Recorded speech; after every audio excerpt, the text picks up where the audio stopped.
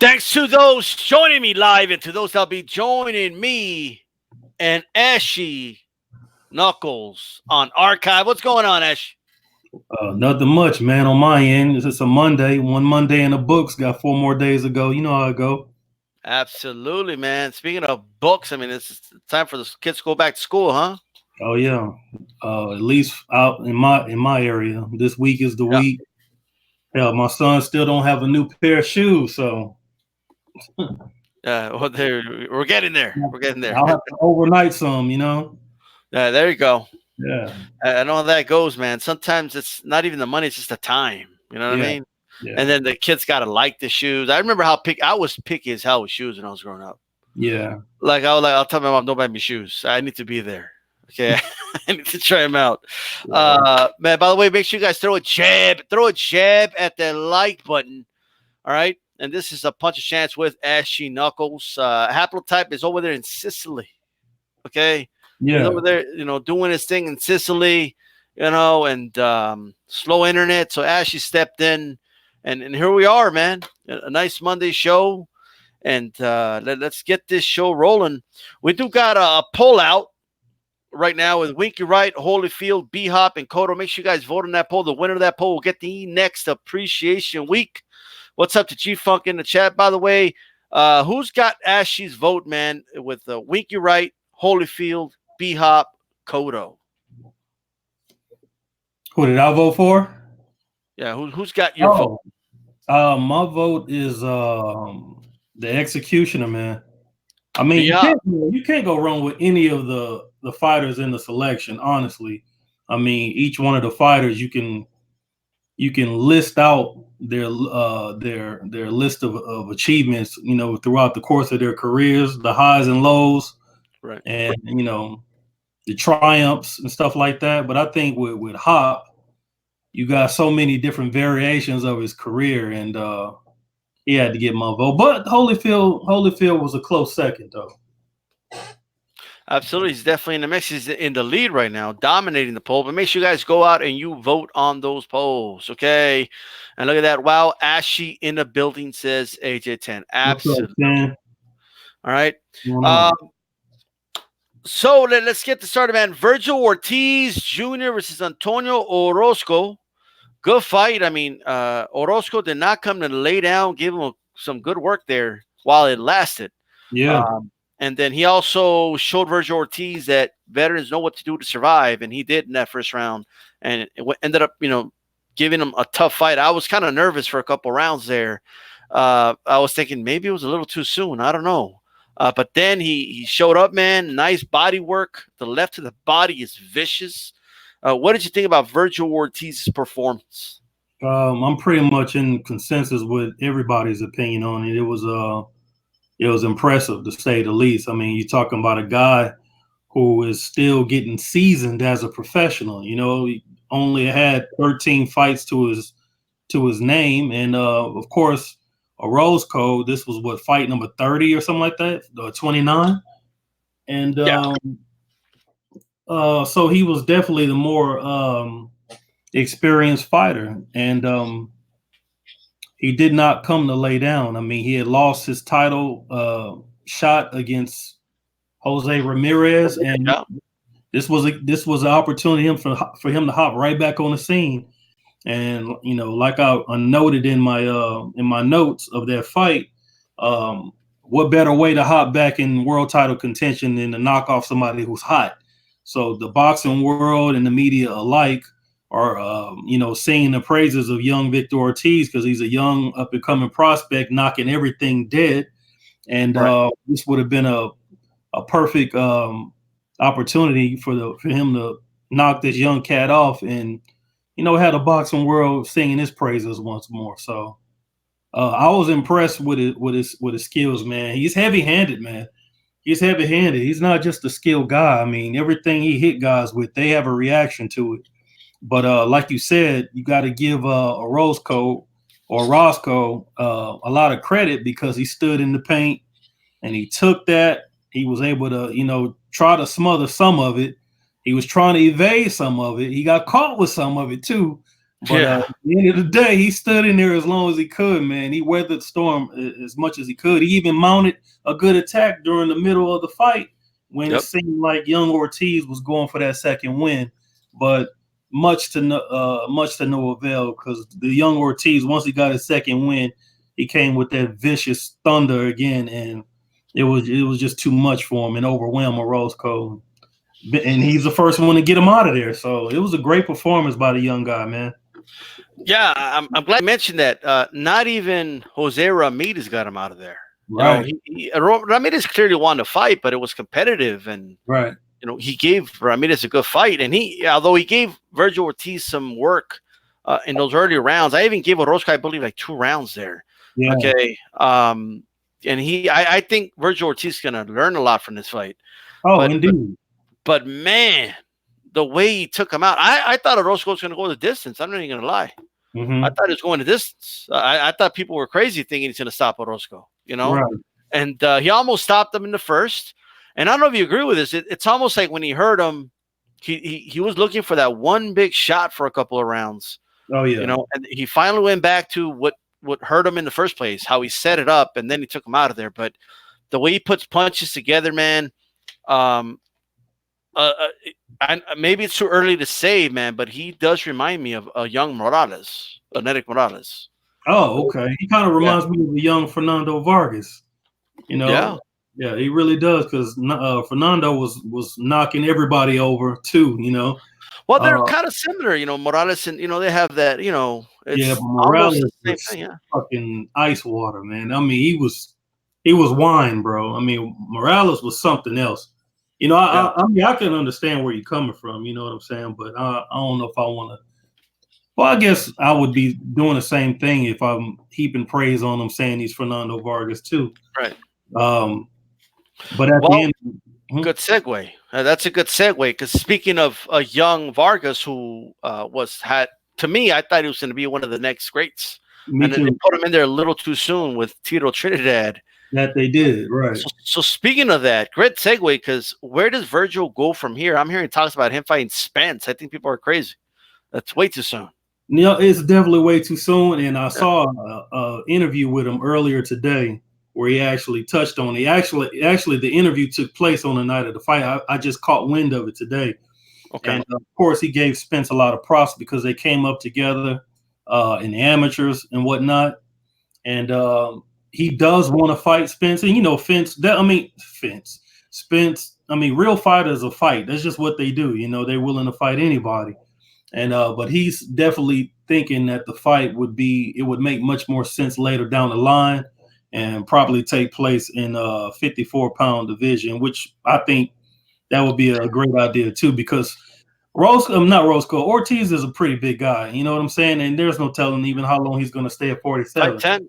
Yeah, 5'10" and vicious with it. Yeah. And like you said, man, you thought people were crazy for thinking Orozco wasn't going to they thought Orozco was going to get knocked out, which he did. But my question for you, kind of switching around now, since you always the one asking the questions, is who is going to give this guy some rounds, bro? This guy, one of the big things Golden Boy needs to do is make sure this guy knows what it's like going 12 rounds. Yeah. I mean, I thought Orozco was a guy, but apparently not. Right, exactly. What's going on, Brian David? I was throwing out the name Chris Algieri, although he might take out a Chris Algieri too, So. But what about a John Molina?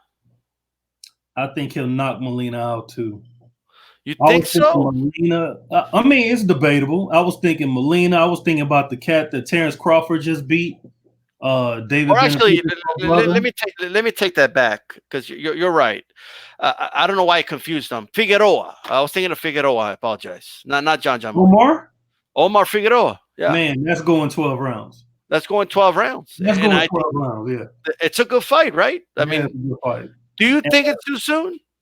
No, because right. I mean, it could be, because Omar can fool around and pull a rabbit out the hat and give this boy that work. Because, I mean, one thing you don't want to do is count Figueroa out. You never know when he's going to come with it and end up, bringing too much for the guy that he's in the ring with. I mean, he's only lost, once? against Ugas. And we already know he's strong as an ox. And, the way a fighter's body look doesn't always tell the story, too. I mean, when you look at Figueroa, I mean, he looks, fairly soft, but he hadn't been stopped. You know what I'm saying? Joe Lopez, 40 ounce, threw out the name Sergey Lipinets. He's at 47 now, isn't he? Yeah. Oh, man. He's probably a little bit more experienced. Maybe too soon. I think it's a little. It's like 2-3 fights too soon, in my opinion. But Ortiz only has 14 fights. I mean, give him at least a 17. Yeah. But then again, hell, what's the name? Orozco had 29 fights, but he was a natural 140 pounder too. So, yeah. I mean, yes, he's fought in the welterweight division before. Orozco, I'm talking about. But true, yeah. That was when he was fighting 4-rounders and 6-rounders. That's not a full-fledged campaign at a division. So and not someone like Ortiz, for sure. Yeah. So this is technically his first fight campaigning as a welterweight. He weighed in at 146 3/4. So he was a welterweight on the night of the fight. You know what I'm saying? This wasn't just a stay busy fight, while they're getting the guy seasoned. Throwing them in to fill up a card that they're building, because that's where the 145 come in. That wasn't a sanctioned weight fight for a particular organization. There's no weight at 145. You're matching guys to fill up a card when he's coming up. When you bring a fighter up, that wasn't a full-fledged guy campaigning at a weight. So it don't really count. So he's a natural 40-pounder. Yeah, Orozco was, it is fair to say that he was undersized. But he did bring a lot that I think I think Ortiz is going to come out even better out of this. He's going to be an even more dangerous fighter. So, and I agree with Brian David right there. Yeah, personally, there is no rush. Mm-mm. No rush, and just no reason for it, man. Orozco, you think he should just go back down to 140? If he has no problem making the weight, I don't see a reason why he should be in a rush to jump up. I mean, there's still a lot of work to be done at 40. He hasn't won a world title there, and there are other champions there. So all he needs is like a good comeback fight against a top 10 opponent, and he's right back in the mix. Yeah, absolutely, man. And look at that, Josito Lopez against Molina on the undercard of Spence Porter. I think Josito Lopez got that. Who do you got? Is that John Molina? What weight is it? The 47? I'm assuming, yeah. If you guys can clarify on the weight there. Okay, that's going to be explosive, though. Will they release Chris Algieri from the cage, though, at 147? They finally released him from the cage. That dude need to stick to being a strength trainer. Algieri, he's done. Yeah. Hey, guys, make sure you throw a jab. Throw a jab at the like button. There's a championship round, by the way. You got Bernard Hopkins on his 5th week. He's got 2 more weeks to advance. If he doesn't make it this week, I know you guys want Evander Holyfield there, but give some votes for the executioner, man. 20 title defenses at 160. The dude was like 90 years old, fighting 21-year-olds. Okay. Yeah, give the guy some credit. Miguel Angel Cotto, bro. Yeah, weak, right, defensive fighter. We got to appreciate defensive fighters, right? But the real deal is getting all the love right now, but it's all good, man. Ashley, I know you got a website up, man, mandatorydefense.com. Make sure you guys visit that website. Most definitely. The website's back. You got this article out right now, One Champion, One Face, One Name. I know you wrote that a little bit ago. Tell us a little bit about the website, about this article, and some of the fighters you've been interviewing lately. Man, I just figured if I'm gonna go ahead and do this, I might as well go ahead and give it my all. You know what I'm saying? So I figured I'll start with bringing mandatory defense back to the forefront. This is officially the rebirth. You know what I'm saying? It's back looking better than ever. I still got pretty much some HTML skills. I pretty much taught myself HTML. It's not too hard to learn. But I wrote the story on Wilder earlier today. Just trying to keep active, keep it full of content, and to actually write positive stuff about fighters, and not be like the old media, holding fighters from the United States to obscene standards, and then a foreigner comes over and you just give them accolades. That there's something. There's something wrong with that because they don't do that anywhere else on the globe but in the United States. You know what I'm saying? Right. And yeah, and it was truthful. It was just it's more of a centerpiece than just a piece on a particular fighter. It was centered on him. And the fighters I've been interviewing lately are Darwin Price. Darwin paid a price. He has a fight coming up on Omar Figueroa's brother. He has a fight card coming up in a few weeks, and it's near Laredo. And Darwin Price is on the undercard against a wily veteran, Aaron Herrera. So they had a Yep. media day workout at the Baby Bull, his boxing gym, and Okay. I went there to check it out, and there was a lot of fighters there supporting him. So I just took my time and kind of interviewed everybody. Daquan Arnett, he fell off the scene. He used to be promoted by Golden Boy Promotions. He was a hot 154-pound prospect with a lot of skills. Used to spar with Mayweather. He was one of the bright fighters that were coming up, and he kind of fell off. Now he's trying to get some get back. You got a guy named Willie Jones. He's a prospect. You got a guy named Ashaki Foster, who's a silver champion. And he trying to get at Gervonta. He said he want that work. He said he want Gervonta, he want Burchell, he want Jamel Herring, and he want Tevin Farmer. He said he want a piece of all those boys. So he put it out there, and you got a few other cats. I can't even remember now that I think about it. But the focus was Darwin Price. He's the one that got the big fight coming up. He's the hot prospect in the 140-pound division, 14-0 with 7 knockouts. He knocked off Samaje Thomas, who was a decorated amateur. He knocked off Highland Williams, who was a decorated amateur. And there he is right there. And he's looking sharp, man. We'll see what happens. He won Regis. Absolutely, man. And yes, look at right there. You got the one champ, one face, right? And then you got Darwin Price impresses that workout. You guys can check that out right there. Ortiz dominates Orozco. We just talked about that, but you could check that out as well. The title eliminator on deck for Haney. Make sure you check that out. The last of a dying breed. That's about Floyd, right? Yeah, that was just an analysis of his career as a whole. People could say what they want about Mayweather or whatever like that, and you're just your choice, your opinion. But when you look at his career as a whole, I think if you gave his resume to any fighter today, Sure. That fighter would be applauded. You know what I'm saying? Especially the ones that are popular today and don't have a resume like that. So when you really think about it in totality, the dude had a great career, fought over 20-something world champions, won over 11 titles, was unified in 2 weights at one time, and like at least 8 to 10 fighters that he beat went on to become several-time world champions, and some of them are champions still right now. So that says a lot. If these guys are that good, then Mayweather must have been pretty good to beat him.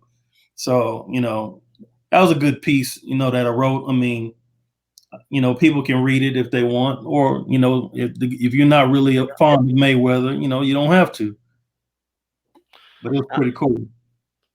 No, make sure you guys check that out, man. Make sure you check out mandatorydefense.com. Make sure you check that out, and show some support to Ashy Knuckles.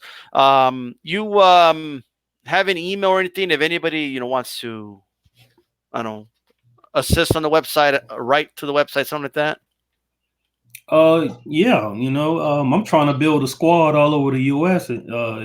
Actually, the email I usually use is ashlyknucklesboxing@gmail.com. So Okay. I can be reached on that. of course, anybody can hit me on Twitter at a puncher's chance. Those are pretty much my primary social media accounts. And I got a Facebook page that I would appreciate if anybody who has a Facebook, if y'all go on, go to the page, Come Out Fighting. It's a mandatory defense boxing page, and just give it a thumbs up, and I appreciate it ahead of time.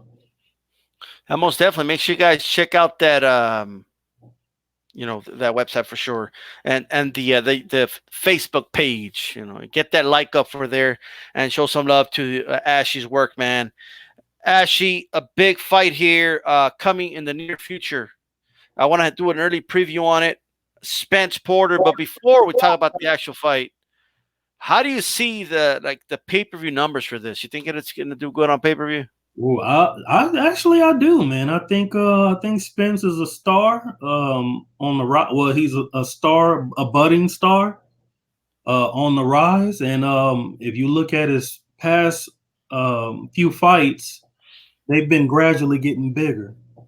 So he had the fight with Ocampo, who was basically trying to make a name for himself, but they sold out the venue at the small theater in Dallas, 14,000 fans came out to cheer on the hometown kid, And then he had the fight with Mikey Garcia in Texas Stadium at Jerry's World, 51,000 plus, and they had pretty good pay-per-view numbers. I'm sure you know the numbers. I don't know them by heart, but I did know them. I don't remember. So now you got another fight happening in the Staples Center, and I think this will tell us a lot about where his career is going in terms of star power. Because you have two prime African American welterweight fighters, strong fighters, both with championship experience. Sean Porter, he has his second world titles too, and this is going to tell us what they can do on their own. And it may be similar to when Mayweather shared that pay-per-view with Zab Judah years ago. That particular pay-per-view didn't have no press tour. It was very poorly promoted. And it ended up doing like close to 375,000 buys or something like that. And that was before the emergence of Money Mayweather. That was pretty much the end of Pretty Boy Floyd. So with this particular one and the hold that the PBC has on the boxing world, I think it can be promoted a little bit better. I think it will be promoted a little bit better. Got a press conference, in fact, tomorrow in LA. Okay. And I think significantly better numbers will come out of that. Plus, Sean Porter said he's going to sell the hell out the fight. So, and he's been talking greasy. So, we're going to see. Maybe the casual fan will buy into it and actually want to, take a look at it. But I think the stars are going to come out in LA like they always do. Yeah, absolutely, man. I think I'm predicting about 320,000. So somewhere around that range. Mm-hmm. Maybe a 400,000. Does that sound about fair? Yeah, I think so. I mean, look, we've been spoiled in this last era with the million pay-per-view buys that Mayweather and Oscar and Tito and Pacquiao have been doing. In the history of pay-per-views, the heavyweights have always carried the brunt of the load. You know what I'm saying? As far as attracting the viewership by the masses. So I think we've been spoiled by the star power of the little guys, and historically has not been like that. Not at this level. So to think that Spence is gonna continue in that tradition, it's a bold prediction. You know what I'm saying? And it's not unreasonable to think that it may. But if you've been around the sport a long time, it's not hard to believe it if he doesn't. You know what I'm saying? You got to build guys into being stars. They don't just magically appear overnight. You know what I'm saying? No, definitely. I do want to address 92 AKU. I disagree, bro. I don't believe that Fury is bigger in the U.S. than Loma or Crawford at all, actually. In the UK, yeah, sure. But not in the U.S. I don't think he's bigger in the U.S. Outside of the Wilder fight, well, what other Fury fight did he really draw big here? I mean, if you really think about it, So I don't know. I don't really buy that. That's just my opinion on that. You have any take on that, Ashy?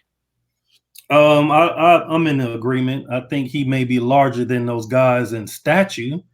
Right. Him being 6'9" and all, but as far as star power, I definitely think they got something they can build on. I'm not Right. saying that he can't get larger than those guys, but as it stands right now, no, I don't think he's a bigger star than Loma or Crawford. Crawford sells out his stadium in Nebraska, but then again, Fury is not from here, and he's Right. having fights here, and we do know the UK fans will travel abroad. So moving forward, I mean, we can actually focus in on his fights and see if the crowds are starting to increase, or they're giving away tickets like they were at the Schwartz fight. Look, the Fury Klitschko fight. I mean, in the UK, yes, I'm sure that was the anyone in the UK will know better than me, but I'm sure it was a big fight over there. Right. Here, it was a decently big fight, but it wasn't as big as Klitschko. Hey, I could tell you that right now. It wasn't as big as even Klitschko versus Joshua. Mhm. Like I'm just being honest. Like it's maybe that's unfair to Fury, but at the end of the day, he's not that big here, bro. He's not big in the U.S. Not yet. If Fury were to walk in an airport, other than just seeing a big tall dude, would anybody know who he is? Actually, I don't think so. yeah, I don't think so. Maybe in Vegas, you know what I'm saying? yeah, Vegas Maybe probably. in Yeah, a huge fight town, they'll know, but just in any place in the US, I doubt it. They'll ask him if he plays football. yeah, That's the absolutely. question you get when you're a big guy in this country. Do you play for damn Rams or somebody? Yeah, well, give us an early preview, man. Spence Porter. I know you gave a detailed breakdown on your channel. You guys need to go to Ashy Knuckles channel, man, to check that out. But how are you seeing this as an early preview for this fight, man, with these two guys here? Well, I definitely don't think it's going to be a wash. Um, I don't ever recall seeing a fight where Sean Porter lays down for anybody.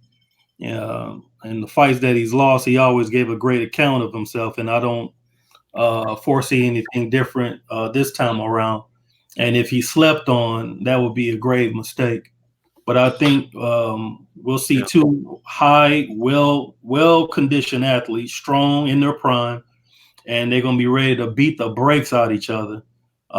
At the end of the day, it's going to come down to who's more technically sound, who's stronger, who has more will, who has a better game plan, and who's going to be the better man in those 36 minutes on that night.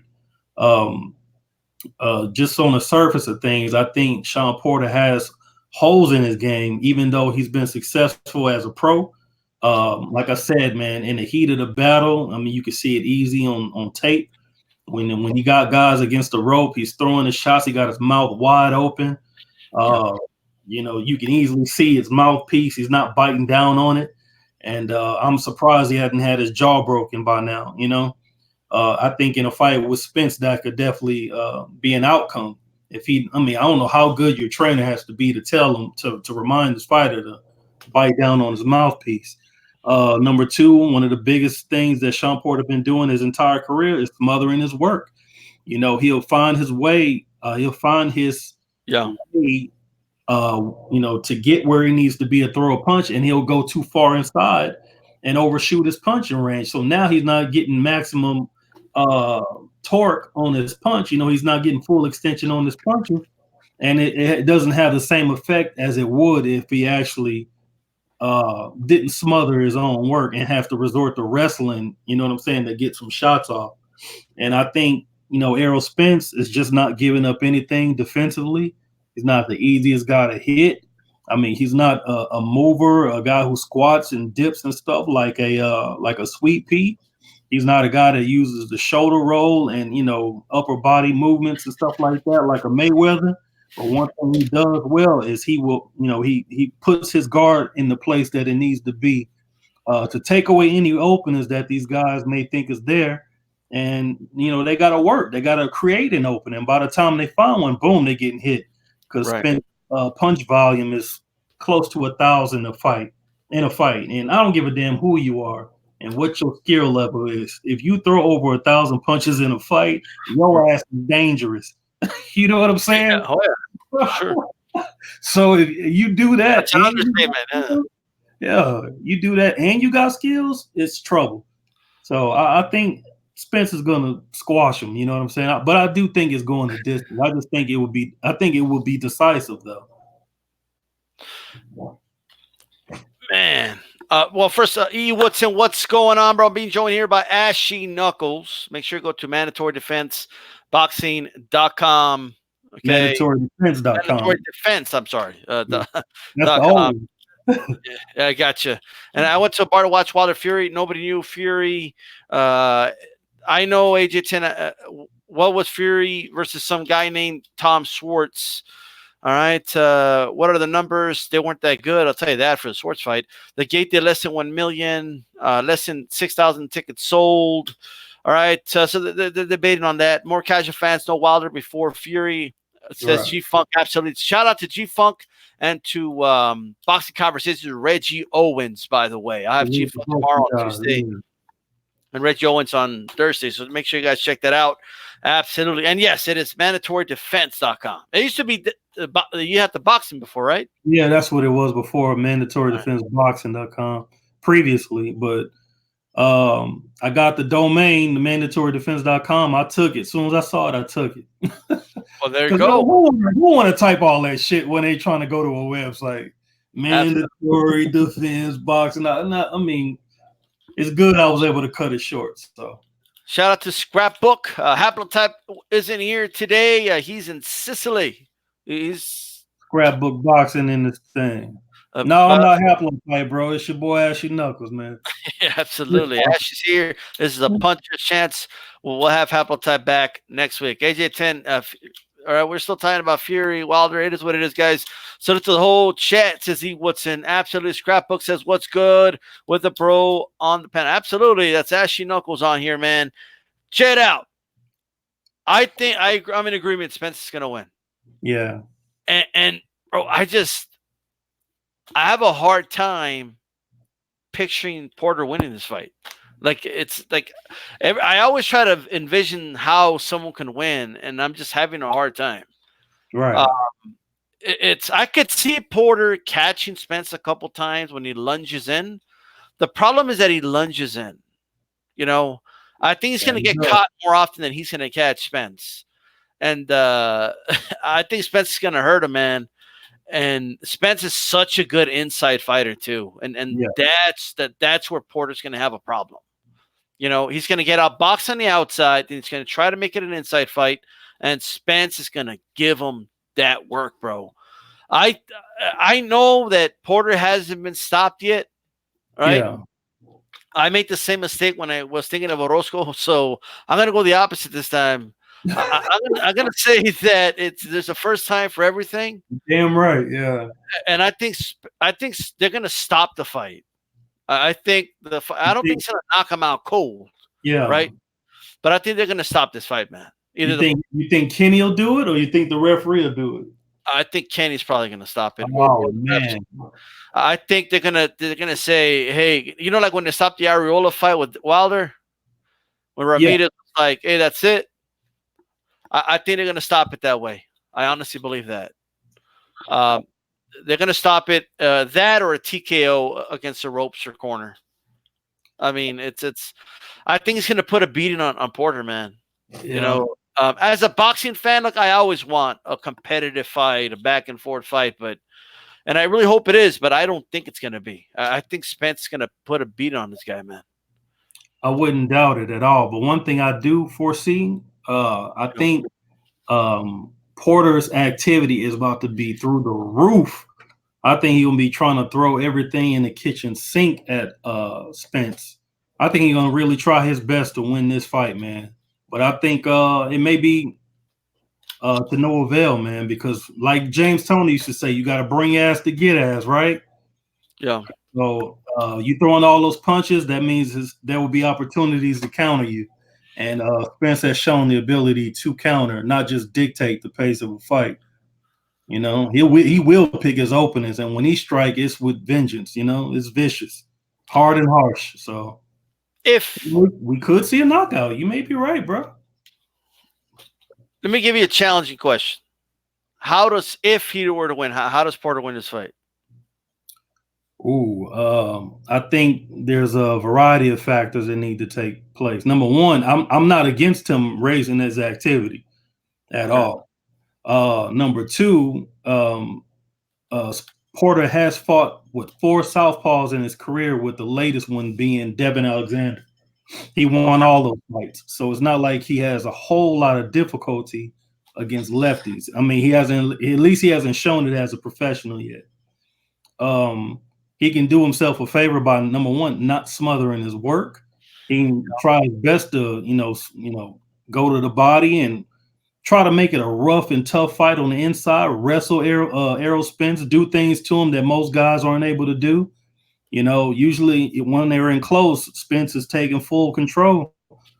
And maybe even fight a little dirty and try to get Spence to fight out of character, hit him low a couple of times, hit him with a couple of elbows, especially if you can do it without the ref seeing it, Spence will get mad. And, if he fights out of character, that's one of the biggest way to catch a guy slipping, because he'll do something stupid trying to get that lick back. You know what I'm saying? And he could do himself a favor by trying his best to lead with a good jab, man. Quit trying to just close the distance on a guy showing brute strength and toughness, because against a guy like Spence, he gonna catch you coming in and it's gonna be mean. And you can always pray too. I guess that will help him win the fight. Pray. And hope you got the right religion or something. Yeah. I hope I'm praying to the right God. But look, man. Okay, I don't know, man. I just look. He has it. I've always said, right. He has a right to prove me wrong. Right. But I don't see it. Like, I would be pleasantly like, it would be a hell of a surprise if he beats Spence. Yeah. If there's anything, I think he needs to catch Spence early with some big that throws Spence off. Oh, and, yeah. To me, that's his pathway. I don't know. You think going for broke right out of the gate is a good idea or no? Hell no, because he fool around and shoot his load, and if you shoot your load with Spence, you ain't getting that second win, man. Yeah. It's gonna be over sooner than later. It'll be a wrap for his ass after that. It'll be over, yeah, man. What do you think of that other fight? See it on the picture there. Anthony Durrell, David Benavidez. They got Benavidez in that fight, but who you got? I do too. Right now, I haven't, taken my time to really just assess the fight thoroughly. But at least right now on the surface, man, I would have to go with David Benavidez, because he's shown no other reason not to go with him. I mean, he's undefeated. He put guys in hospitals. You know what I'm saying? He beat guys up, man, and sent them back down in the rankings. I've heard rumblings about his wild party life. If he can get that in order, you never know, he can really make a lot of noise as a pro. I mean, he's still relatively young too, but he's going to be in there with somebody who's not willing to lay down, man. We always, for years, even back in the game, you and I, we both considered Andre Durrell as the more talented Durrell brother. DStyle, you fell off or what? I'm here. Oh no, he back in that thing. There you go. But yes, I agree. Durrell was definitely, at least I perceived him as the most talented brother. Me too. I thought Andre Durrell, the other Durrell, was the most talented brother, but it seemed like this Durrell ended up being the most accomplished, and he's beating the better fighters out of the two. I mean, this guy stood in there with Sakio Bika. At the time, Sakio was strong as hell, and he was giving everybody the blues, and so his mettle is there, man. Anthony Durrell, he tough as rocks, man. And even though he may not be as skilled as Andre Durrell, man, he do got a big punch. So if anything, he does have a puncher's chance in this thing, and he is champion. I think this is the second world title. I mean, y'all can correct if AJ there, he can correct me if I'm wrong. Sure, yeah. But so he has championship experience. It's not like David Benavidez is the only guy coming into this fight knowing what it's like to be the top dog of the division. And they're going to bang out and make it happen. But I think due to David Benavidez' bigger punch and faster hands, Um, I just see him, and he's more skillful, man. I think he has better skills than Darrell, and I just see him doing his thing in there, man. But I don't count Darrell out, man. He tough. He been in there with big punchers. He took the big shots. He's fought with a cut, a big ass gash over his eyes. He beat cancer. So you know what I'm saying? The dude tough as nails. You know what I'm saying? So Tough as nails for sure. yeah, man. No doubt about that, man. Now, I want to segue here to, man, the big news of the day. Okay. Um, the fighterless press conference to announce the fight Oh, between two fighters, bro. yeah. What are your thoughts on this, man? Eddie Hearn comes out, man, shows his face, and there's no fighter there. And Ruiz hasn't even decided to fight yet. There he is. Look at it. Look at him. He's announcing the fight. There go the fighters. Yeah, they got the pictures in the back. You told me something off the line, man. I thought it was a brilliant line, but what do you think about this, man? Man, this is strange, for lack of a better word, man. It's strange. Like I said previously, man, this guy's either gonna end up looking like the biggest genius or a huge fucking dumbass. You Right. know? Um, I mean, he's betting his whole check on red, in other words. You know what I'm saying? It's the roulette table. I think he's playing a dangerous game. He's announcing the fight. He's announcing the place. He's saying that they're going to build a suitable venue for it. But yet, and still, we don't have confirmation that all the fighters have signed their portion of the contract to solidify the fight as being done. And he's proceeding forward. Now, to me, like I said, unless he's a fucking nut, he would have to have uh, all the details ironed out in the original contract, which has AJ's not AJ, which has Andy Ruiz's signature primarily before he took the first fight, because he was coming in as a late substitute. It was a big opportunity. It was for big money. He was already he was already training, and he had a couple of more weeks. I forget how many more weeks that he had to actually train for the fight when Jarrell Miller busted dirty, and he took advantage of it, and he made that money. So if he did sign a contract that had details that gave the promoter, being Matchroom Boxing, the ability to stage the fight wherever they wanted, in a place that's convenient for them for X amount of dollars, and Ruiz didn't know about it, then that's Ruiz's manager's fault. Yeah. And, because that's what your manager is there for. He's supposed to iron out those details, and if possible, also have his lawyer present to make sure he's not signing his career away to some fucking weasel, looking to make a buck. But as it stands, hell, there was a press conference today, and there was an announcement of a big fight, a big rematch, and this is not just any fight.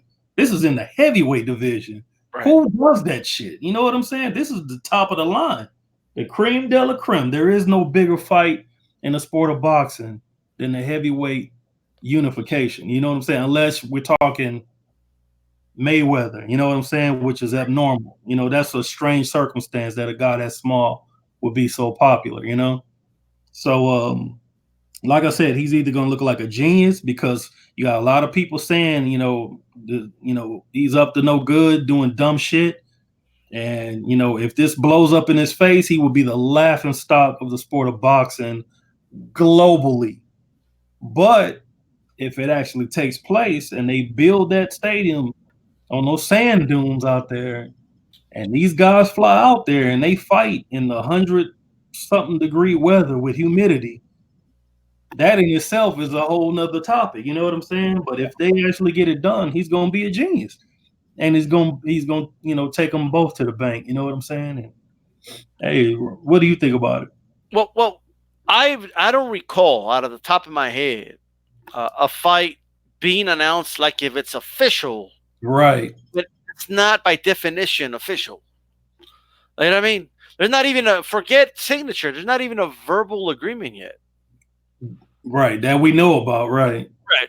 Like Andy Ruiz, I found it suspicious when he didn't say anything. Like they're announcing his title defense and he has nothing to say.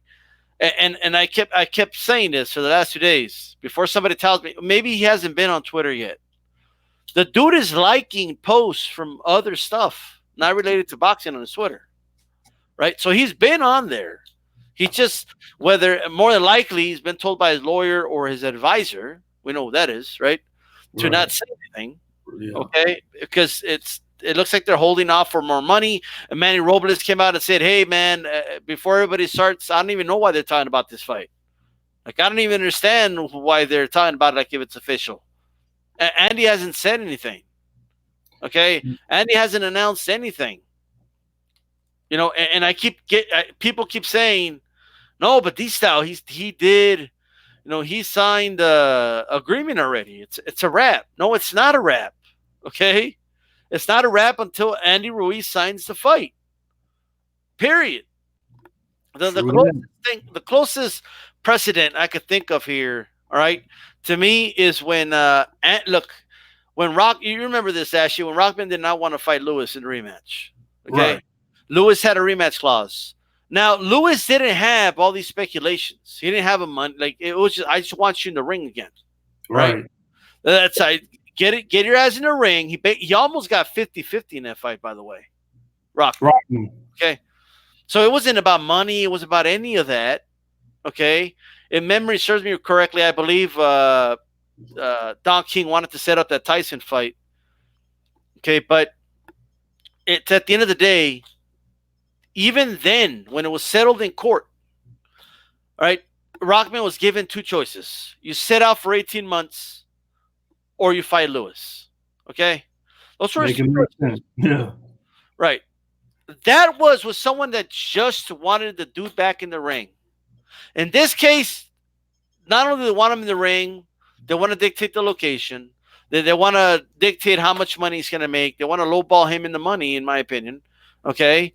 And you could keep saying over and over again, well, he signed it. Yes. Okay, but it could be contracts are disputed all the time. Okay? Yeah. And one thing in the United States, okay, options are not allowed anymore with the Ali Act. Okay? And you could, a pretty good lawyer with a silver tongue could make an argument that a lot of this is an option, right? So it is possible. And also you have to ask yourself, Andy Ruiz has already sat out when he was a top rank, when he was broke, before he made millions. You don't think he'll sit out this time if he needs to? I'm not saying that that's the best thing for his career, but Joshua and Eddie Hearn need this fight more than him, in my opinion. Right. Joshua needs to avenge that loss. He got beat down. Does he want to avenge that loss or not? And does he want those belts back or not? Okay, the easiest way to get is by beating Andy Ruiz, and he'll avenge his loss. But people keep saying that no, D-Style. Ruiz has no leverage whatsoever. He has no say whatsoever. He has to fight in Saudi Arabia. It's a done deal already. No, it's not a done deal because he hasn't signed anything yet. Right. Okay. So you think this fight happens, Ashley? You think they're going to give him more money, the money he's asking for? I do think they will give him more money because there's one way to actually get the fight going, and another, it's also one way to keep this thing from going to litigation. I mean, the biggest way to actually make the fight actually happen is kind of caving in on some of these demands and proceeding forward with the fight, which is guaranteed to bring in X amount of millions of dollars. You know what I'm saying? Right. And you want to, be prideful and just keep telling the guy that he's not getting more than X amount of dollars. That's on you. But as it stands, the fight, at least on the surface, is not happening yet. So I think Ruiz is in a power position. He is the champion. He has the world titles, and AJ cannot get those titles back unless Fat Boy shows up on the night of the fight and he beats this guy. So you got to think, at least as a businessman, what is the best way to actually get the guy in the ring to at least attempt to lift those titles off of him and get him back to AJ. And I think a smart man will decide that if you just gotta pay a guy a couple of extra millions of dollars, that you're probably not gonna miss. Um, you would that person would probably do it, but we are talking about millions, and when we're talking about millions, we're talking about greed. So you never know what's really going to happen. You're going to give this guy a couple of more millions, or you're going to spend up to $1 million or more in court. It's up to you. To me, it's a no-brainer. Give the man his money. Absolutely, give him his money. Let's move on. Let's get the fight going, man. I'm slightly favoring Ruiz in that rematch. What's your months away early prediction? I'm with you on that. I think until they figure out a way um, to mount some type of consistent offense against this guy, actually more so defend against that guy's offense, against his offense, because that was the detriment. AJ didn't have a big problem getting his shots off, but when he shot his load and actually had to defend is where the big problem came in, because once Ruiz got in there, he brought that smoke with him, and AJ couldn't take the charge from the bomb. You know what I'm saying? And unless you were able to do something to defend against the shorter guy with the faster hands, and and be able to last 12 rounds, is probably going to end the same exact way, because two things were accomplished in the first fight. Ruiz was able to take AJ's best punch. He even got put down once. Yeah. But the thing about it, he did not lay down. He got put down, he got up, and he got up, and he kept fighting. AJ was not able to consistently take what Ruiz was offering. He kept going down. He kept looking disgruntled, lethargic, tired, hurt, and basically disinterested, because he couldn't decode Fat Boy. You know what I'm saying? So that's what I see happening, man. Unless he bring in somebody who can mimic that type of style and have some epic sparring sessions in training camp. I think he's got to spar some cruiserweights, bro. I think, Yeah. hands, short. Areola, man. Areola got some fast hands. Yeah, Kownacki. Yeah, bring in somebody. Well, Kownacki got some. See, his hand speed is so deceiving, though. But I don't think they'll bring in Kownacki, because I think that's a potential opponent. Yeah. Areola's ass is on the way out. He's not getting the AJ fight, so I think that's a safer bet. But you never know. Areola probably like, bitch, I'm not a sparring partner. Right. You never know, man. But no, I got Ruiz, bro. I think Ruiz is going to beat him again. Typically, the guy that wins the world titles by stoppage doesn't come back and lose them in the next go round. And by the way, for the UK dudes that were telling me that no, this has nothing to do with, because I had said, of course he's got some leverage, because he's not going to fight. He said he wasn't going to fight in the UK, and he found a neutral site, in Saudi Arabia. And I was being told that no, it's because Saudi Arabia offered the most money. Eddie Hearn, on an interview just earlier today, he always makes you guys look stupid. Okay, he came out and he said that they were not the highest bidder. Okay. It's out there. Joe B sent me the link. All right. But this is how it works with some of you. Hey, let's check this out. Okay. Let me just get the full camera angle here, just so I could show everyone. This is how it works with Eddie Hearn. Okay. Eddie Hearn says some, and this is how it follows, bro. Okay. This is how normal people react. Okay. And how Eddie Hearn fanboys react. All right. Boy, yeah. That's how it is. In fact, you could replace Eddie Hearn with any other fighter when it comes to fanboys. Okay? Fighter, promoter, you can replace that, but that's how it works with some of y'all. Okay, just saying. All right? I don't know if you saw it, actually, but I triggered some dude with a Sharpie and the notepad. Okay, earlier today. All right, he got mad. He's like, D-Style with his notepad, making fun of us Eddie Hearn fans. Like, all right. They're not coming against the Sharpie now, are they? No, look at this. The Sharpie is too sharp. Okay, yeah.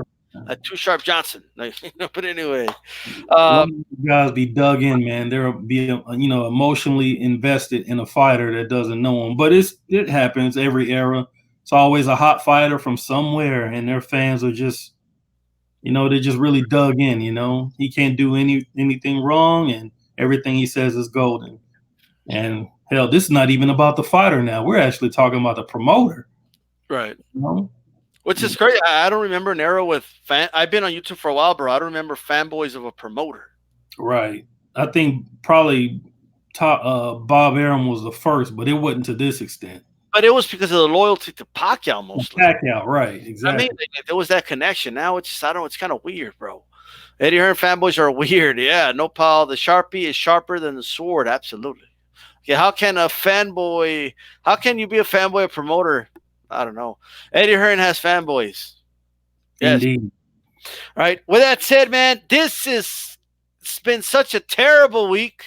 All right. Uh-oh. El Terrible Morales. All right. Erik El Terrible Morales, man. Let me tell you, man. I watched 2 fights earlier. I hadn't seen these fights in years, bro. Right. Yeah. But Daniel Zaragoza and Junior Jones. I want to first talk about the Daniel Zaragoza fight. This was when he first won his first title. It was the WBC championship, 122 pounds. The fight was. This is why I'm a big Morales fan. Okay, he fought here in El Paso, Texas. That's right. It was in El Paso. Yeah. County Coliseum. I didn't get to go to the fight. Although I was gonna, but there was something happened in the family, unfortunately, so I didn't get to go to that fight. But I remember being so hyped up to go see that fight, and mostly because my uncle was a big Daniel Zaragoza fan, and so there was really no top. Erik Morales wasn't that known at that time. It was a young kid in the come up. Exactly. Right. This was a classic O-line versus new Cub. You know what I mean? Just going at it. And I'll never forget, man, how unimpressed Merchant was with Morales. I never realized that. Talking about how I don't think he has much power and this, that, and the third, man. Right. Well, that was before Terrible was actually Terrible, though, Right. But man, oh man, dude. I forgot how good Daniel Zaragoza did in that fight. Yeah. Because you remember all the highlights of Morales, but man, he in the 4th round, he hurt Morales with a big right hand. He was southpaw, as you know, and he went orthodox. Yeah. He went orthodox for a moment. I don't know if Morales just didn't get that angle because he was so used to him being southpaw for 4 rounds. Right. He got him with a big right hand when he was against the ropes. Morales looked staggered to me. He finished the round strong, but I remember his corner yelling at him, get out the damn ropes and stand your ground, they told him. Mm-hmm. You got to stand your ground with this guy. You cannot let him dictate where this fight's going to go. That's what his corner told him. Morales made that adjustment at age 21. Right, yeah. Competitive rounds in there, but Morales started landing big right hands. His combinations were beautiful. I remember Roy Jones during the broadcast talking about, Morales grew up in a boxing gym. There was a ring in his house. Right. That's why he's so fluid. He kept talking about how fluid he was, and he was. Yeah. What a fluid fighter, man. His combinations were unbelievable. The one thing I like about Morales is how he set up the uppercut very well. He would never lead with uppercuts. It's almost a cardinal sin. I see a lot of fighters do that today. I saw even we talked about it earlier, but Virgil Ortiz was missing some wild uppercuts that a lot of fighters could take advantage of if he doesn't. Exactly. Right. But Morales looks so polished at the age of 21. Whenever I hear people say, "Hey, this guy's only 22 years old, give him some time," Morales, bro, 21 years old against this gritty veteran who definitely didn't come to lose against a crowd, if we're honest, was pro Zaragoza because he was more well-known. Exactly. He was a 4-time world champion. So, the one thing, man, the 1-2s of Morales were so beautiful, too, because it was never the same 1-2. He would vary the jab and the right hand. It was sometimes, he just varied it. It's just a beautiful thing. At age 21, he's varying the jab. He's throwing single jabs. He's doubling the jab. He's tripling the jab. Sometimes he puts a right hand behind it. Sometimes he throws one jab across and then a jab. Sometimes throws a double jab and across. It's just so fluid and so just definitely not robotic. You know what I mean? Um, what do you remember about this fight, man, with Zaragoza? I'll tell you what, I don't remember it as Right. vividly as you do, but I think the biggest thing to me, as far as when Erik Morales began to take over, was the body shots, man. I Yeah. think the body shots got him, to where he can turn the fight in his favor. And I guess that's when he really started to press him out. You know what I'm saying? I mean, Zaragoza was what 38 years old or something like that. He was, a little bit older in his 39. career, 39. 39 years old. Um, It was his fifth defense, too, at 39 years old. yeah, but a fifth defense after winning the title, how many times though? I mean, he's Right, won right. titles several times, Yep. he wasn't a newcomer, you know what I'm saying? This guy's been around a long time, been beating guys up for a while. And to me, when you see Erik Morales fight in this fight, I mean, you've seen him fight in all his fights. You know what I'm saying? He was a polished boxer puncher that at the drop of a hat will go toe to toe with your ass because he was genuinely a small, tough guy, and he wasn't willing to lay down. So not only was he showing you the technical abilities that he had in that famous Morales jab, one of the best combinations I like that he throws when he backs a guy in the corner and fake like he throwing a jab and come right with that right hand. And he had done that through all the divisions that he went through. That's one of his favorite combinations. But I think the biggest thing, man, had to be that body shot, man. The one that actually puts Zaragoza down. Straight right to the Right, yeah, to the body and seal the deal. Now that was his first. That was for his first world title, wasn't it? Yep. Yeah. So I mean, the guy was definitely ready for the step up in class, but I think the way that it ended, no one could have predicted it. You know what I'm saying? And he did his job. It was basically the passing of the guard, and what better way to have the guard being passed to you by stopping a guy that you weren't even expected to stop. As you said, Merchant was like, man, the guy can't punch or this, that, and the other. But you know what really told me that Morales could punch is Yeah. when Paulie Ayala said it in the interview. Yeah. So, and he wouldn't mincing his words when he said that either. Yeah, he wouldn't just say that. That's for sure. No, at all. No. So, Ayala would tell you, he didn't punch that hard if he didn't feel that. You know what I mean? right, The one thing, man, he was catching Zaragoza with a lot of hooks to the body and hurt him. I think it was like right. the 8th round. And Zaragoza, veteran, started blocking the body shot very well with his elbow. Hmm. And then Morales just saw that opening with the right hand to the body. Like, you know what I mean? It's like, and this is a 21-year-old dude, bro. Right. That is Polished. insane. Polished, and that's a really good word to use for El Terrible Morales, man. And then the next fight, man, when this fight happened, the guy in the division was Junior Jones. Indeed. You know what I mean? Like Indeed. a lot of people were even like, Right. why you beat Zaragoza? I don't know if we should fight Junior Jones, because Mhm. Junior Jones had just finished beating the shit out of Barrera. Okay. And I'm not gonna say it any other way because that's what happened. Right. And by the way, Junior Jones should have been given a TKO in that first fight. They ruled it Indeed. Yeah. Yeah. like give the guy his TKO. Like, you know what I mean? He was gone, man. Like, you get a TKO over Barrera, that you Right. deserve to have that TKO. I You think know. so. But the one thing people need to know, because it's important, is that Kennedy McKinney had defeated Junior Jones before this, Right. right? So this is Junior Jones trying to get back in the mix of things. And by the way, talk about if this guy beats this guy, he'll beat this guy. It doesn't work in boxing Not at all. because Barrera beat Kennedy McKinney, and Junior Jones beat the shit out of Barrera, Right. and then McKinney beats Junior Jones. I don't know what the hell's going on. There's And no then logic. you ended up beating Morales. Right. These divisions, 122 and 126, bro, in this era, Right. 90s, Amazing. everyone was beating each other. It was absolutely insane. But so the reason I'm saying that is because just because he lost to Kenny McKinney, understanding that era, you would know that it didn't automatically mean he was expected to lose this fight. Right. Right.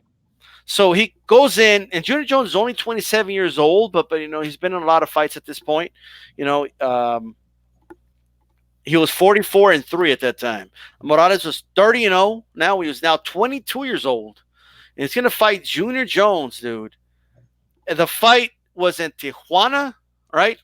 I Yeah, couldn't find the stat, but I think it was something ridiculous. Like New York fighters were like 20 something and 0 against Mexican fighters. All right. Like New York had Mexico's number, in boxing fights at this point. And I remember they showed the stat. If AJ could find that stat, that'll be a hell of a fact check. Okay. But so, and the fight was in Tijuana, by the way. Junior Jones went to Tijuana to fight, bro. That dude had some balls, all right? Like, he'll fight anybody anywhere, and he meant what he said. The fight starts, round one. It looks like Junior Jones, his jab is getting the best of Morales. It's competitive, but it looks to me like he's outboxing Morales in the first few rounds. And then Morales sets him up with a big right hand in the third round, catches his attention, and it changes the whole fight. yeah, Right? In the fourth, he caught him again, and then the barrage. He came with a barrage, and he's like, I ain't going to give this guy an opportunity to recover. that's right. I ain't going to deal with this jab for 8 more rounds. You're out of here. Okay? Yeah, And he got him out of there. He got him out of there. Classic Larry Merchant putting words in the mouth of Junior Jones, by the way. Okay, he asked Junior Jones, "Is this? I think the how does he compare to the best fighters you ever fought?" And I think Junior Jones said something on the effect of, "I don't know if he's the best fighter I ever fought, but he's good." And then Larry Merchant's like, "Why don't you think he's good? I mean, he just beat you. So what does it say about you?" Like, and he's like, "I didn't say he wasn't good. Like, what? signature merchant. God damn, this dude, bro." Yeah, But anyway. Erik Morales, man, big win. It was actually a big deal in Mexico. I remember because New York fighters were always beating Mexican fighters. I remember yeah, showing that stat. So, big win. Uh, After this win, it kind of opened up the debate of Barrera, Morales. People were throwing that out there. Morales was getting just bombarded by the Mexican press about, are you going to fight Barrera? Are you going to fight Barrera? Who's the best Mexican fighter? And it kind of that's where the rivalry started, and Barrera was being asked, hey, Morales beat Junior Jones. You couldn't beat Junior Jones. And he would say, well, get me in the ring. I'll beat him. And it kind of, in a way, kind of revived the career of Barrera, right. but that's where the rivalry started, man. But what do you remember about this fight? And what do you remember about Junior Jones just in general? Just people understand how good of a fighter this guy was. Oh yeah, Junior Jones. Well, he was already pretty accomplished by the time this fight happened. I think he had won a world title twice. Yep. Oh yeah, because he had just beaten Barrera. He took that was I think that was the second world title when he beat Barrera. So Yeah.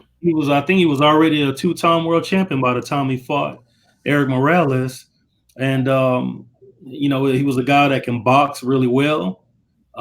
His dimensions were tough to deal with at that weight. He had long arms and he could punch. Most importantly, he was a dangerous puncher early in the fight. Right. I think his biggest detriment is that he'll get locked in so early in the fight trying to bomb a guy out that pretty much you can wait him out and you'll have an easier time trying to defeat him. I mean, basically, I believe that's how Kennedy McKinney beat him. Because he was losing early in that fight. He would end up beating Junior Jones in that fight. And at least for Morales, because Junior Jones was, I believe he was the favorite going into this fight. The blueprint was out there on how to beat him. You just had to survive the early onslaught. But even though Junior Jones was having some success early, I think Morales was very ballsy because he wasn't running from him. He was trying to bring the fight to him. And I think while he was taking a couple of right hands in that fight and a couple of hooks, I think he was giving it as well as he got in that fight. And it was very technical early. I mean, they weren't just winging wild shots at each other. They had to create those openings. And Morales, when he was throwing the combination. I mean, this guy literally wanted to show the veteran Junior Jones that he was here to stay. He wasn't just some media hype job. And that's exactly what he did, man. He showed his mettle in that fight along with his boxing skills. And that's pretty much in microcosm what Erik Morales did his whole career. He was going to show you he had great skills, but he was also going to show you that he was just a great fighter and that he was a genuine tough guy. And that's what made me like him. You know what I'm saying? Honestly. Yeah, man. The best thing about Morales, bro. I'm sure you saw this a lot. Um, like when he was going at it with a dude, and then when he was about to, like, let's say he was like setting up a punch and then the bell rang and he would like look pissed off that I had you, like he'd be like, and then he'll go back to his corner. Yeah. Or like when he like, I don't know. He was a true professional, because in that same situation, Barrero would have threw the damn punch anyway. Yeah. You know what I'm saying? Barrero, if he would have went like this at the end of a round, he was going to land a punch, even if it was after the bell. Barrero had a mean streak in that ring. Morales, to me, was more of an utmost professional. If the bell rang, he gonna go to the corner. But go ahead, bro. Well, I just yeah. Even I don't know, man. Just like when he would get hit, like with a flush shot, and it's kind of why I liked him as a fighter, man. Because sometimes he let his machismo get in the way of him just fighting a responsible fight, right? He was capable of doing. Like he showed it in his Junior Jones fight, But like with somebody who hit him flush, he would like go like this with his gloves, and he'll go right at him. Mm-hmm. It was like, I'm gonna get you back for that. Like, how dare you hit me? I'm gonna hit you right back. And that's what I liked about him, man. He had a lot of he was fiery in there, and he also had a commanding stance, man. He had a commanding stance. Like, I'm the general in here. Like, I'm in control. Like look at me. You know what I mean? Yeah, and I don't know. Fun to watch. Great combinations. His uppercuts. Speaking of the fight with Zaragoza, I forgot to mention. I mean, his uppercuts to the body were insane. Yeah, okay? He was throwing uppercuts to the body, and he had long arms for that division. I think he had like a 1-inch reach advantage against Junior Jones, who had long arms. Oh, no shit. Okay. Yeah, he had 1 inch. I know I wrote it down somewhere, but I don't know. It is what it is. But he was hitting his arms look like he can wrap his arms around you twice. They had almost the same dimensions. He just had a 1-inch reach advantage over Junior Jones. Oh, shit. Okay. Yeah. So he had that ability to, like, he would throw uppercuts inside. He really liked his right hand uppercut. He liked to use that a lot. He didn't really use his lead uppercut that much. Okay, but to the body he would throw it. Right. He would throw his body shots under. He was catching them hard with those uppercuts to the body, man. Beautiful fighter to watch. A lot of younger. That's the reason we do Appreciation Week. A lot of you younger dudes that just started watching boxing a couple years ago, and the only time you saw Morales was when he fought Maidana and Danny Garcia. Like, that was a shell of his former self. You know what I mean? And that was in weight classes way above his natural weight class. Right. Love handles and shit. Okay. It should be embarrassing to those guys that he went a distance with them, by the way. Right. But nonetheless, great fighter. We got a lot to talk about. Ashy, really quick, what were your thoughts on before his fight with, or just in general, his trilogy with Barrera? Oh, by far, one of the most memorable trilogies in boxing. I can't think of a whole lot of them right off the back of my head, but it ranks up there with the Israel Vazquez and Marquez, even though that was a tetralogy. What else? The Gotti Ward ones, those were really good. But I think this one set the stage because it was two highly skilled elite fighters who had legit bad blood for each other. You know what I'm saying? They really did not like each other, when they were professional. Now, I heard they're cool now, as old retired fighters, but these guys literally did not like each other. From the moment Barrera stole on Erik Morales at that press conference, it's been downhill ever since. You know what I'm saying? And in the first fight, I thought Barrera won and Erik Morales was able to escape with victory. That was my initial uh, thoughts on that fight. The second fight, I thought Erik Morales won that fight and got the shaft, but he Yes. looked worse because he got thumbed, and that's what swole up his eye, make him look like he took a beating in that fight. But to me, he fought a beautiful fight and caught a raw deal, and maybe it was because of what happened in the first fight, where a lot of people felt that Barrera actually got the better of him. But in the third fight, I think Barrera sealed the deal, and uh, there was no mistake in the scoring in that fight. Though I wanted Morales to win, he was my favorite out of the two. Even though I liked them both, I was a Morales fan. I wanted him to win. I think there was one of those last moments where I'm just really locked in, cheering for a guy and trying to will him to win, and knowing that really figuring out that shit don't work in boxing. What they say up there? The ring sorts out the facts. It says at the bottom. You probably can barely see it, but that's when it Great. starts coming into play, man. Where the ring sorts out the facts. It don't matter what you think or what you want to happen.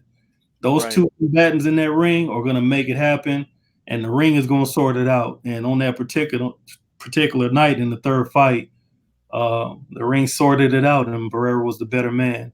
And I guess he's the winner of the trilogy. Well, I mean, I kind of maybe it's I don't know. I feel like Morales won that third fight. Every time I go back to score it, you know, I don't know. I feel that maybe I'm gonna rewatch it tomorrow, but I Yeah, felt like every time I've watched it, I feel like Morales just edged it out. Maybe by a little, yeah. but I've always said that if you're gonna give Barrera one of those fights, it is that one. The second fight, I have no idea how anybody could give him that second fight. Indeed, yeah, He outboxed Barrera, and easily. and he did what he was supposed to do in the first fight. I know people like what's funny is that as a fan of Morales, yeah, I understand that people love that first fight. I mean that fight was violent as hell. I get it. Yeah, As a fan of his, I was so frustrated watching that fight because he was fighting with his heart and balls, but he forgot his brain in that fight. yeah. Okay.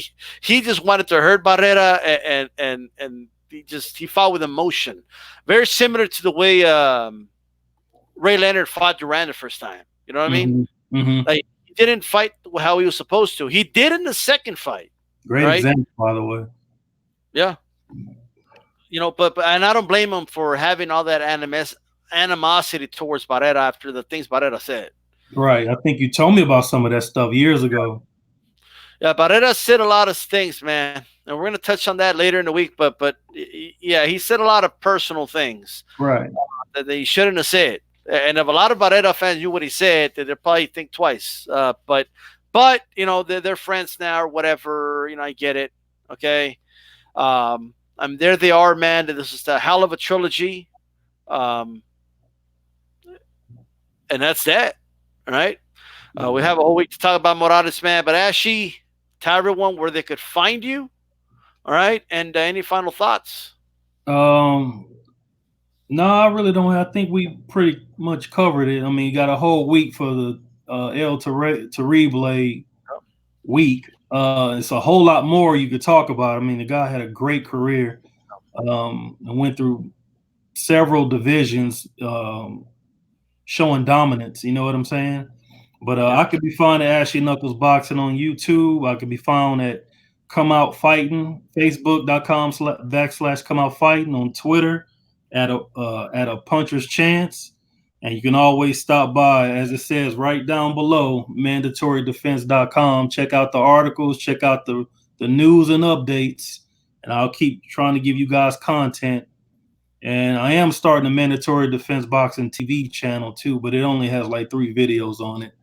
But I got to do something different other than my own channel, man. I got to branch out there. So I appreciate the support, guys, too, for real. Yeah, absolutely, man. Shout out to everyone out there. Before you leave, make sure you throw a jab. Throw a jab at the like button. This is DStyleBoxing, and make sure you guys keep it a boxing. We're out of here. Peace. All right.